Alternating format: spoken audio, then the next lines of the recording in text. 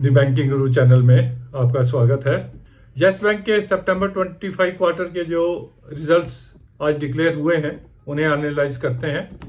साथ के साथ एसएमबी की बीसी की जो लेटेस्ट न्यूज़ डेवलपमेंट है उस पर भी बात करते हैं। पहले एसएमबी बीसी की न्यूज़ डेवलपमेंट देख लेते हैं।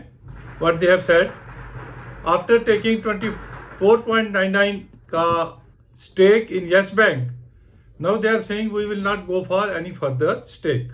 Reason being कि अगर उनको प्रमोटर ट्रीट नहीं करना और वोटिंग राइट्स अगर आरबीआई द्वारा 26% पे रिस्ट्रिक्टेड हैं तो they say we don't want to have the management control over the Yes Bank. It appears to be कि just to pressurise the government RBI to increase the voting right from 26 to 51 and treat them as a promoter so that they can have the full control of the management. They have said it कि हम further इसको हम सिर्फ एक investment मानेंगे, हम इसका controlling right नहीं चाहते हैं। This is what they have said it. If that is the case, government is already considering increasing the stake and voting rights, but it may take some time. So that's why they said it कि हम अभी इसको increase नहीं करेंगे। अगर इसको positive देखें तो over a period of time government की अमेंडमेंट्स भी आ जाएंगी और एसएमबीसी यस बैंक में अपना कंट्रोलिंग स्टेक भी ले लेगा। But for the time being एक सेंटिमेंटल नेगेटिव थोड़ा हो गया उनकी इस न्यूज से। दैट्स वाई शेयर 24 रुपया 30 पैसे टच करने के बाद अभी 22 साढ़े 22 पे आ गया है। तो वी हैव टू वेट कि आगे की डेवलपमेंट्स कैसे पैन आउट होती हैं।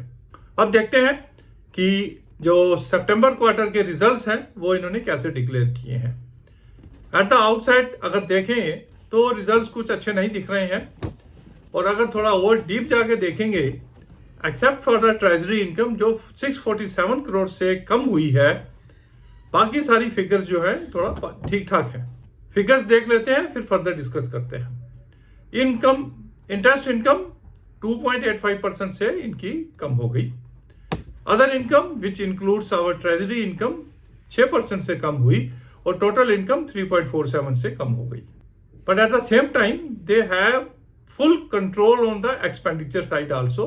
दैट्स वाई टोटल एक्सपेंडिचर जो है 3.5% से as compared to the last quarter. But because of the treasury income reduction, the operating profit has gone down by 4.56%. 1358 crore का लास्ट क्वार्टर में था, अभी 1296 करोड़ हो गया। प्रोविजंस 135 करोड़ से इन्होंने अपनी प्रोविजन बढ़ाई है और टैक्स प्रोविजन 50 करोड़ से इन्होंने घटाई है क्योंकि ओवरऑल जो इनका प्रॉफिट है वो कम हुआ है, इसलिए इन्होंने 50 करोड़ से इनको कम किया है। बट देखने में जो इनका नेट प्रॉफिट है वो 801 करोड़ से कम होकर 654 करोड़ आ गया, 654 करोड़ आ गया, ए रिडक्शन ऑफ 18%। बट इसमें अगर 647 का ट्रेजरी इनकम को हटा के देखें तो प्रॉफिट इनका बढ़ा हुआ है। ग्रॉस एनपीए सेम लेवल पे ही है, तकरीबन 33 करोड़ के बढ़े हैं और नेट एनपीए इन्होंने कम किए हैं 27 करोड़ से। परसेंटेज है एनपीए की 0.30 अंडर कंट्रोल है, कोई दिक्कत नहीं है एसेट क्वालिटी में। शेयर जो है 24 रुपए 30 पैसे का हाई देखने के बाद 22 रुपए 25 पैसे पे, पी रेशियो 25 पे आ गई है इनकी। 3 महीने में 10% की रिटर्न और 6 महीने में 23% की रिटर्न दे चुका है।